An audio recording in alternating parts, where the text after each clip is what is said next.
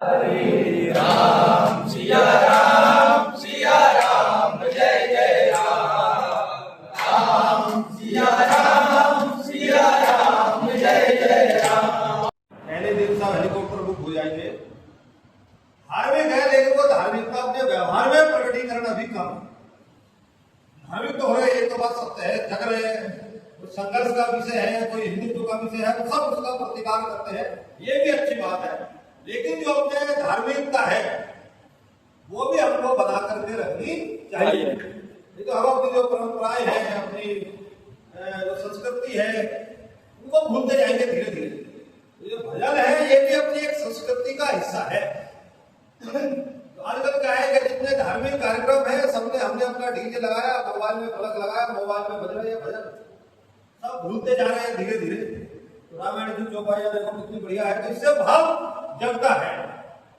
तो डीजे पे लगा उससे भाव नहीं जगता, उससे पैर चलते हैं बस। उससे धार्मिकता होती है लेकिन व्यवहार अंतर कम, उसमें धार्मिकता कितनी है वो नहीं कर पाती। तो जो अपनी प्राचीन परंपराएं हैं जो वर्षों से जीवित रखी है लोगों ने, आगे बढ़ती रहे, इसलिए कम जगह पे तो भजन, रामायण की चौपाई, हनुमान चालीसा, शिव स्तोत्र, ये सबको कुछ न कुछ कंठस्थ ये धीरे धीरे होना ही चाहिए। एक ये आप लोगों से निवेदन है। आज भगवान राम का जन्म उत्सव हम मना रहे हैं, रामनवमी मना रहे हैं, सब लोग मना रहे हैं सारे देश के अंदर हर्षोल्लास है। तो भगवान राम का जन्म हुआ तो उस समय हम काल परिस्थिति, उस समय का वातावरण देखेंगे तो भगवान राम का जन्म क्यों हुआ था, उस समय के वातावरण को देख करके हम दो ही बातें कह सकते हैं, बातें और भी होंगी। एक तो धर्म की स्थापना के लिए हुआ और दुष्टों के संहार के लिए हुआ। आप देखिए उनके बालकपन से ही देखना शुरू करो। राजा के घर में पैदा हुए, राजा भी कोई थोड़े नहीं, चक्रवर्ती सम्राट थे राजा दशरथ। भूभाग पर शासन था, सब प्रकार की व्यवस्थाएं थी। राजमहल के अंदर जन्म हुआ राम का, छोटे से बड़े हुए, तभी वन में कौन लेवाने आ गए, विश्वामित्र जी। दशरथ से बोले, क्या बोले, राम और लक्ष्मण हमको दे दीजिए। क्यों नहीं दीजिए? क्या हम वन के अंदर रहते हैं, वहां पर जो है और राक्षस प्रजनन करते, यज्ञ नहीं करते देते, हमारे यज्ञ में विघ्न पैदा करते, हमको मारते हैं, ऐसा अधर्म। तो दशरथ छोटे छोटे बालक है, कैसे दुष्टों का संहार करेंगे?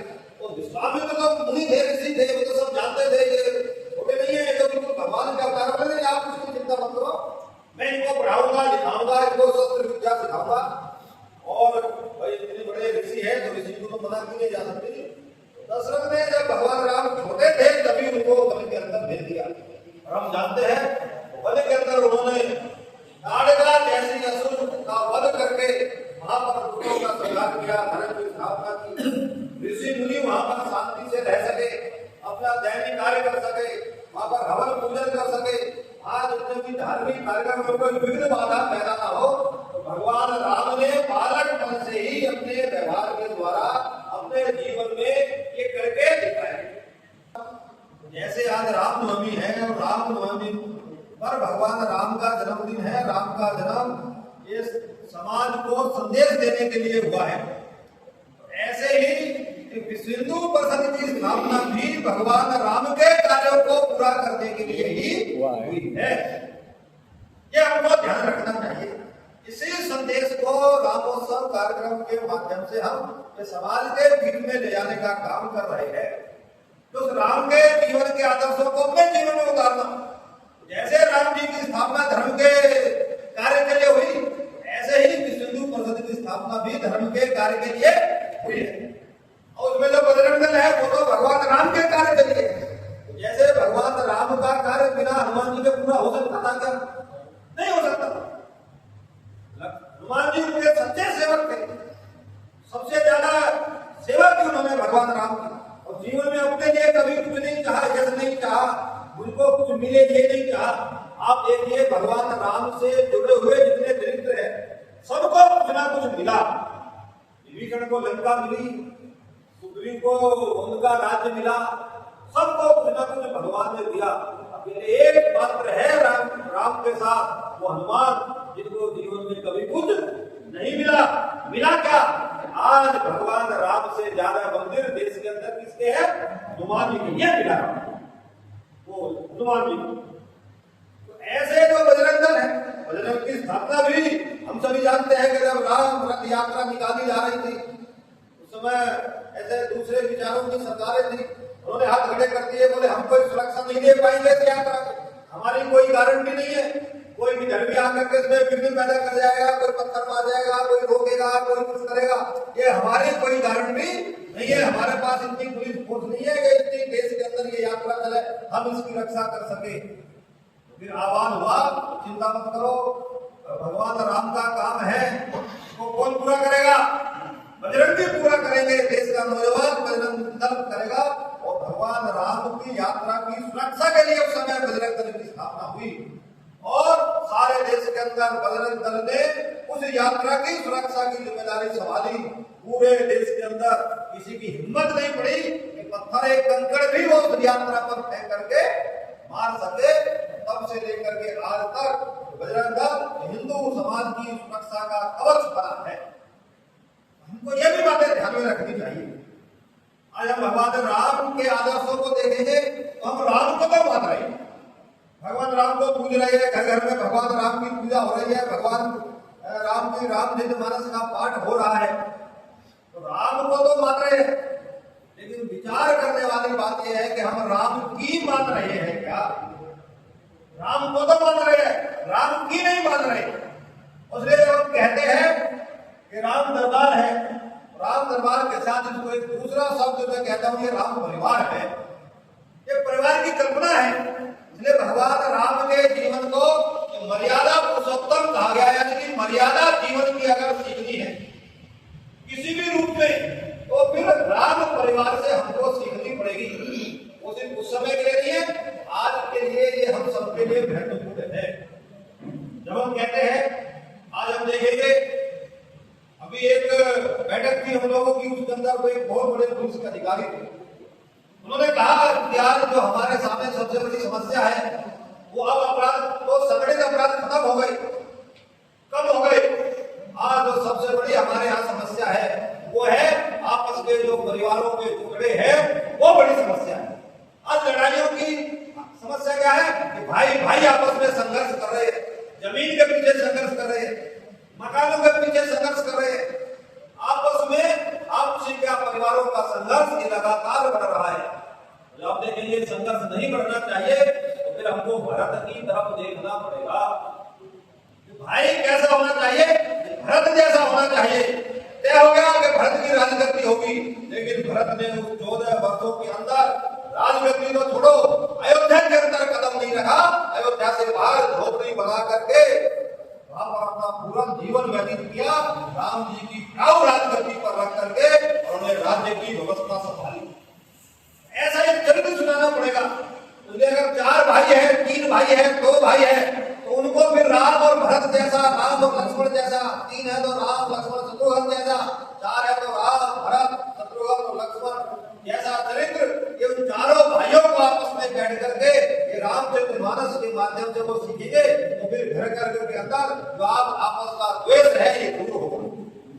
पत्नी कैसी होनी चाहिए, ये सीता माता के द्वारा हम सीख सकते हैं। अब कल्पना करोगे, यानी कि राजमहल के अंदर पली बड़ी शिक्षा प्राप्त की, राम वो वनवास हो गया, उसने कहा नहीं, पत्नी का धर्म है पति के साथ रहना, परिस्थिति चाहे जो भी हो, अच्छी हो बुरी हो, लेकिन बिना पति के, पति का धर्म हो पति की सेवा करना है। और इसलिए वो भी वनवास के लिए 14 वर्षों के साथ राम जी के साथ चली, वहां पर भी भयंकर संकटों का सामना किया, रावण ने हरण करके ले गया। मुश्किल समय में भी भगवान राम का स्मरण करती रही।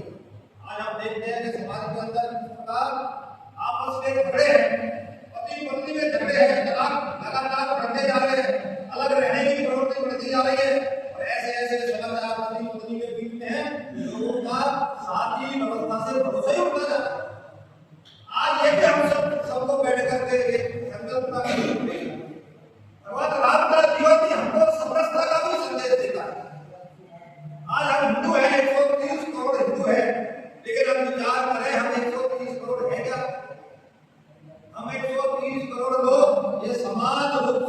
व्यवहार करते हैं क्या?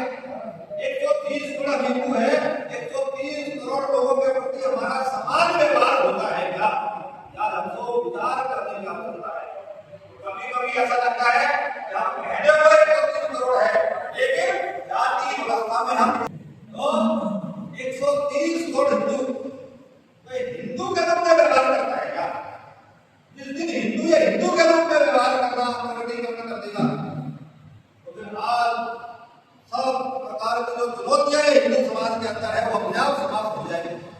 आप देखिए 130 करोड़ हिंदुओं को जगाने का कितना काम कर रहे हैं लोग। हम कह रहे हैं काम गाँव में जगो जगो जगो, बाकी अपने विचार परिवार के लोग जगो जगो जगो, इतने साधु संत लगे हैं हिंदू जगो, यानी सब कह रहे हैं जगो। सबका एक ही मूल तत्व है, अपनी जाति पाति ऊंच नीच जुआ छूट भाषा प्रांत, ऐसे तो हिंदुओं को बांटने वाली सारी चीजें हैं, इनको भूल करके हम सब हिंदू है। और हिंदू के नाते अपने जीवन का व्यवहार में प्रकटीकरण भी होना चाहिए। हिंदू तो है, भगवान राम को तो मानते हैं, लेकिन केवट को गले नहीं लगाएंगे। भगवान राम को तो मान रहे हैं, लेकिन अगर कोई दलित अस्पृश्य पिछड़ा जाति का कोई ऐसा हमारे घर के सामने से निकल गया, हमारे मन के अंदर ये भाव नहीं आता चलो भाई आ जाओ भोगित हो गए, हमारे घर के अंदर चाय पी लो, हम एक थाली के अंदर भोजन नहीं करते, हम वो अपने घर की रसोई का बना हुआ खाते हैं क्या, या बाजार से मंगाया हुआ उसको खिलाते हैं, प्लास्टिक के गिलास में उसको पानी पिलाते हैं, कागज के गिलास में उसको चाय पिलाते हैं। व्यवहार हिंदू समाज का व्यवहार है। जब हम राम को मानते हैं तो केवट को भी गले लगाना पड़ेगा। आज हिंदू समाज की यही सबसे बड़ी आवश्यकता है। सबरी के झूठे पेड़ भी खाए थे राम ने तो। सबरी यानी आदिवासी वनवासी महिला, गरीबी के अंदर जीवन व्यतीत करने वाली महिला। लक्ष्मण को क्रोध आ रहा था, लक्ष्मण क्रोधी स्वभाव के थे थोड़े, उसने कहा भगवान जी क्या कर रहे हो, ये तो झूठे पेड़ हैं। राम ने कहा लक्ष्मण तू ये पेड़ देख रहा है और मैं सबरी का भाव देख रहा हूं, भावों में एक भी झूठा पेड़ मेरे आराध्य को भगवान के मुंह में गलती से भी ना चला जाए। एक एक पेड़ को सबरी ने चक चक करके अपने राम को खिलाने का काम किया। आज हम सबको ध्यान रखने की बातें हैं। तो भगवान राम का जो जीवन है वो भगवान राम के जीवन से हमको शिक्षा प्राप्त करनी है। शिक्षा प्राप्त करनी है सबसे पहले समरसता की शिक्षा प्राप्त करनी है। हमारे जीवन के अंदर कोई भेदभाव नहीं, सब हम उन्हीं की संतान है, भगवान राम की संतान है, लक्ष्मण की संतान है, महर्षि वाल्मीकि संत रविदास की संतान है, हम गुरु नानक देव की संतान है, गुरु गोविंद सिंह की संतान है, उन्हीं का मूल हमारी रगों में है। और इसलिए कोई भेदभाव हिंदू समाज के नाते नहीं करेंगे कि भगवान राम के जीवन से हमको सीखना पड़ेगा। दूसरा सीखना पड़ेगा कि अगर कोई अधर्म हो रहा है, हमारे धर्म के ऊपर कोई अधर्मी हमारे लोक व्यवहार, हमारी परंपराएं, हमारी संस्कृति को नष्ट कर रहा है, उसका संहार हमको तुरंत करना चाहिए। वही उसी भाषा में उसको उत्तर देना चाहिए। और तीसरी बात जो भगवान राम के जीवन से हमको मिलती है वे मिलती है रथ जैसा भाई होना चाहिए, सीता जैसी पत्नी होनी चाहिए। हम सब बजरंग बली है, धर्म के लिए बजरंग दल, बजरंग बली जैसा हमारा स्वभाव होना चाहिए।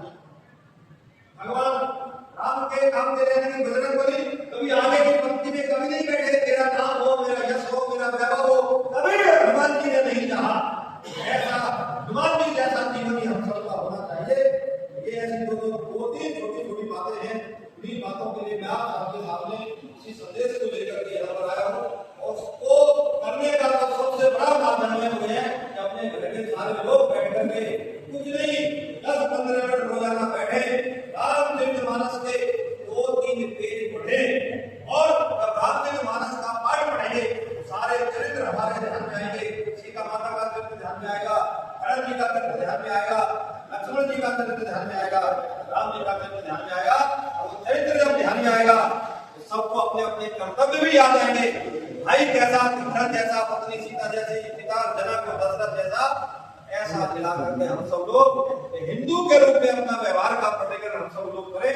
यही निवेदन करते हुए मैं अपनी बात समाप्त करता हूँ। अगले 2 कार्यक्रमों की सूचना है। एक सूचना मैं दूंगा, दूसरी सूचना आपको जो यहाँ का कार्यक्रम है उसको देंगे। हम सभी बजरंग बली को तो मानते हैं, बजरंग बली यानी बलशाली, बजरंग बली यानी बुद्धि। जा रहे थे सीता माता को ढूंढने, वो मिली क्या मिली रास्ते में? पूतना नहीं थी, सुरसा। बोले भाई इससे झंझट नहीं करना, इससे आपस में झंझट में समय व्यतीत नहीं करना, और इसलिए अपना रूप बढ़ाया, बाद में चतुराई बुद्धि का प्रयोग करते हुए सूक्ष्म शरीर से और उसके मुंह में गए और पेट में होकर के बाहर आ गए। उसने कहा तो मैं तुझे खाऊंगी। हनुमान जी आप कैसे खा सकती? अब तो मैं तुम्हारे पेट से पैदा हुआ हूं, तो मैं तुम्हारे पुत्र के समान हूं। सूर्य ने कहा यही परीक्षा लेने के लिए मुझे देवताओं ने भेजा था। ये हनुमान जी जा रहे हैं, इसमें इतनी बल बुद्धि है क्या कि उस लंका के अंदर ये सीता माता का पता लगा करके आए? ऐसे बुद्धि की चतुराई चाहिए। हनुमान जी को एक काम के लिए भेजा था कि सीता माता का पता लगाना है, दो काम उसमें अपने आप जुड़ के आ गए। अक्षय का वध किया, अक्षय वाटिका उड़ा दी, लंका जला करके आ गए। ये हनुमान जी जैसा बल हमारे अंदर चाहिए, और भक्ति में हनुमान जी जैसी चाहिए। जब लंका विजय प्राप्त हो गई, राम जी आ गए, अयोध्या के अंदर उनकी राज्य स्थापना हो गई, तो सबको कुछ ना कुछ उपहार वो दे रहे थे, सबको कुछ ना कुछ उपहार दे रहे थे। हनुमान जी कोने में बैठे थे, सीता माता की दृष्टि गई, तो सीता माता ने कहा देखो राम जी, हनुमान कुछ कहेगा नहीं आप, लेकिन आप कुछ ना कुछ दे रहे हो सबको, हनुमान जी को भी कुछ दे दो, तो उसको बुरा लगेगा, मन में कुछ किसके आना जाए, कुछ गलत बात ना जाए। लेकिन राम जी तो राम जी थे, तो सीता माता की भी बात रखनी थी। उन्होंने राम जी को, हनुमान जी को बुलाया और उसको अपने जो गले का मोती का हार था वो दे दिया। हिंदू विरोधी लोग हैं, राष्ट्र विरोधी, देश विरोधी लोग हैं, वो हिंदू समाज के जो नौजवान हैं, इनको नशे के दलदल में आज इनको डाल रहे हैं, और करके नशे गाने से हिंदू कोई जो युवा पीढ़ी है वो बर्बाद हो रही है, कमजोर हो रही है। इसके कारण से भविष्य का भारत कैसा होगा, भविष्य का हिंदू समाज कैसा होगा, आज ये प्रश्न चिन्ह हमारे सामने। आप कल्पना करो पंजाब, लेकिन जो पंजाब सबसे हष्टपुष्ट लोगों के लिए मशहूर था, जो पंजाब अपनी खेती के लिए मशहूर था, जो पंजाब अपने सैनिकों के लिए, यानी कि सिख रेजिमेंट होगी, जिस पंजाब ने हिंदू धर्म के लिए सारे युद्ध, विदेशी आक्रमण वहीं से होते थे, पंजाब से होकर ही वो दिल्ली तक आते थे, सारा उन्होंने सामना किया। आज पंजाब की हालत क्या है? तो वहां का 60-70% युवा इंजेक्शन लगा के नालियों के अंदर है, पूरा पंजाब बर्बाद हो गया। हरियाणा, राजस्थान, दिल्ली, हिमाचल, ऐसे नशे के अंदर ये युवाओं के अंदर गिरफ्तार होते जा रहे हैं। अचानक से नहीं है, इसके पीछे हिंदू विरोधी, राष्ट्र विरोधी लोग हैं। आज हम सब की आवश्यकता है कि अपने युवाओं को नशे के गिरफ्त से बचाया जाए। जो करता है देखो वो कर रहा है, उसको क्या प्रभाव पड़ेगा वो तो भगवान राम की इच्छा है। लेकिन जो आने वाली पीढ़ी है, जो मेरे आने वाला हिंदू समाज का नौजवान है, जो भी अपने जीवन के में कदम रख रहा है, अपनी जवानी में कदम रख रहा है, उससे उसको बचाना पड़ेगा। और इसलिए 12 अप्रैल को हम सब ने तय किया है, 12 अप्रैल को सब लोग स्कूलों के अंदर, कॉलेजों के अंदर, व्यायामशालाओं में, नहीं तो अपने घर के अंदर जहां भी है वहीं एक बार हनुमान चालीसा का पाठ करेंगे। और एक संकल्प है नशा मुक्ति का, उस संकल्प को लेंगे तो अधिक से अधिक लोगों को इस काम के साथ जोड़ना है। आप सभी दायित्ववान कार्यकर्ता भी है, इसमें से बहुत सारे, ऐसा 11 लाख लोगों का हमने लक्ष्य लिया है। उस लक्ष्य की पूर्ति के लिए अपने सानिपुर महानगर में 50,000 लोगों को हमको इस काम के लिए जोड़ना है। उसके लिए एक भी स्कूल बचना नहीं चाहिए, एक भी डिग्री कॉलेज नहीं बचना चाहिए, एक भी कक्षा 1 से लेकर के 5 तक के, जब हम कहते हैं कि 5 तक के, अभी सर्वे हुआ, उसमें सर्वे में आया कि तक 7-8 साल के बच्चे भी ये नशे की गिरफ्त में हो रहे हैं। आजकल नशे के प्रकार है, सूखा नशा, कोई विक्स चाट रहा है, कोई कुछ कर रहा है, कोई कुछ कर रहा है, आप लोग जानते हो, कोई ब्रेड पे लगा के खा रहा है। ऐसे छोटे छोटे बच्चों तक भी ये संदेश ले जाना पड़ेगा। और इसलिए स्कूल, सारे स्कूलों के अंदर हमको ये कार्यक्रम करना है। तो स्कूलों के अंदर पहले ही सूचना दे देनी है। फिर हम सब लोग क्या करेंगे? हम कार्यकर्ता, प्रत्येक कार्यकर्ता एक मंदिर के अंदर कार्यक्रम कराएगा। तो इसलिए प्रत्येक कार्यकर्ता को एक मंदिर की जिम्मेदारी लेनी है। इसलिए इसकी योजना बना लीजिए, कार्यकर्ता का नाम, और आगे मंदिर, कौन से मंदिर पे, जिस मोहल्ले में हम रहते हैं वहां के मंदिर की जिम्मेदारी मेरी है। मेरे घर के पास कौन सा मंदिर है, उस मंदिर की जिम्मेदारी मेरी है। सुबह से लेकर शाम तक, कभी भी सुबह को या शाम को हनुमान जन्मोत्सव का वहां पर कार्यक्रम करेंगे। सबको बैठाएंगे, थोड़ा भजन कीर्तन होगा, हनुमान चालीसा होगी, और वहां भी फिर नशा मुक्ति का संकल्प कराएंगे। तो स्कूल में नहीं आ सकते, मंदिरों पर नहीं आ सकते, उनसे निवेदन करना है कि भाई अपने घर में ही कर लो ये काम। अपने घर के 4 लोग बैठ जाओ, अपने घर के जो मंदिर बना है उसमें सामने एक बार हनुमान चालीसा पढ़ लो और वहां पर एक बार ये नशा मुक्ति का संकल्प ले लो, तो ले लो। जब हम परिवार के साथ बैठेंगे, हमारे घर का बच्चा भी वहां बैठेगा, उसके विषय को ध्यान में लाएगा। ऐसे परिवार में हनुमान चालीसा, स्कूलों में हनुमान चालीसा, मंदिरों में हनुमान चालीसा, ऐसा मिला करके हम सब लोग इसकी एक बड़ी योजना हम सब लोग बनाएंगे। एक 50,000 हो जाएंगे, 50,000 बोलो, हाथ बनाओ आप सब लोग, एक बार हाथ खड़ा करके बोलो, भगवान राम जी सामने है, देख लेगा, बोलो जय श्री राम। ऐसे जो आंकड़ा भी इकट्ठा करता है 50,000 हो गए। हमारा एक कार्यक्रम 9 तारीख को एक निश्चित किया गया है। अपने समाज में ऐसी कई गतिविधियां हैं जो दिल्लियों द्वारा चलाई जा रही हैं, उनमें एक लव जिहाद जो घटना है वो मुख्य रूप से है। अन्य कई विषयों को लेकर 9 तारीख को 11:30 बजे हिंदीबाग मैदान में हम सभी को एकत्रित होना है। उसमें आदरणीय राजेश जी भाई साहब, प्रांत संगठन मंत्री जी, हम सबके मध्य उपस्थित रहेंगे। आप ही के नेतृत्व में वो ज्ञापन माननीय मुख्यमंत्री जी को संबोधित ज्ञापन जिलाधिकारी महोदय को सौंपा जाएगा। आप सभी अभी रामोत्सव के कार्यक्रम कर रहे हैं, वहां भी सूचना देंगे। अधिक से अधिक जो भी हमारे युवा वर्ग है, हमारे भाई बंधु हैं और मातृशक्ति, सभी उस कार्यक्रम में सादर आमंत्रित हैं। हम लोग उस कार्यक्रम की विशेष चिंता करेंगे। बाकी जो सूचना होगी वो आगे आप लोगों को मैसेज के माध्यम से, फोन के माध्यम से मिलती रहेगी। सिया राम सिया राम।